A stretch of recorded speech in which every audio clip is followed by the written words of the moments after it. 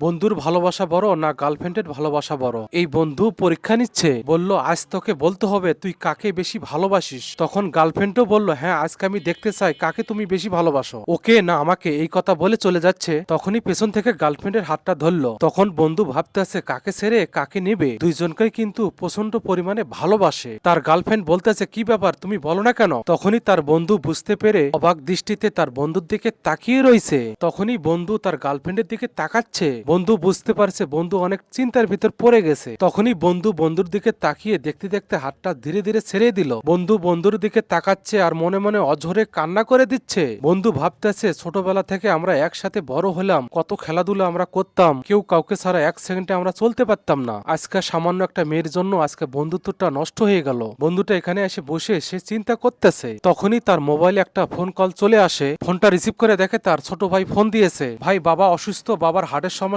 তাই হাসপাতালে নিয়ে আইছি। ডাক্তার বলছে 1 লক্ষ টাকা এখনই লাগবে, তুমি টাকাটা এখনই ম্যানেজ করে হাসপাতালে এখনই চলে আসো তাড়াতাড়ি। সে চিন্তা করতে আছে 1 লক্ষ টাকা আমি কোথায় পাবো। তখনই তার গার্লফ্রেন্ড চলে আসলো। এই তোমার কি হয়েছে, তোমার মন খারাপ কেন? বাবা মেডিকেলে ভর্তি, এখনই 1 লক্ষ টাকা এমার্জেন্সি লাগবে, তা না হলে বাবাকে বাঁচানো যাবে না। আমি এখন এই মুহূর্তে এতগুলো টাকা কোথায় পাবো? তার গার্লফ্রেন্ড বলতেছে দেখো আমার হাতে কিছু টাকা ছিল, সেই টাকা দিয়ে আমি মোবাইল ফোন কিনে নিয়েছি, এখন আমার কাছে কোনো টাকা পয়সাই নেই। এই কথা বলে তার গার্লফ্রেন্ড ওখান থেকে চলে গেল। তখনই ছেলেটা একদম অবাক হয়ে গেল। তখনই তার বন্ধু তার মোবাইলে ফোন দিয়েছে। তখনই বন্ধুর ফোনটা সাথে সাথে রিসিভ করলো। বন্ধু বলল বন্ধু তুই কেমন আছিস? বন্ধু আমি খুব একটা ভালো নেই বন্ধু, বাবা হার্ট স্ট্রোক করে হাসপাতালে ভর্তি হয়ে রয়েছে, ডাক্তার বলছে এই মুহূর্তে 1 লক্ষ টাকা দিলে বাবার চিকিৎসা তারা করবে। এতগুলো টাকা কোথায় পাই, টাকা না পাইলে তো বাবাকে বাঁচানো যাবে না। আরে বন্ধু তুই টেনশন করিস না, তুই এখন হাসপাতালে চলে আয়, আমার কাছে টাকা আছে, আমি টাকা নিয়ে এখনই চলে আসতেছি। তখনই তার বন্ধু মেডিকেলের সামনে চলে আসলো। তখন আবার বন্ধুকে ফোন দিচ্ছে, বারবার চেষ্টা করার পর দেখতে পেলো বন্ধুর ফোনটার সুইচ অফ।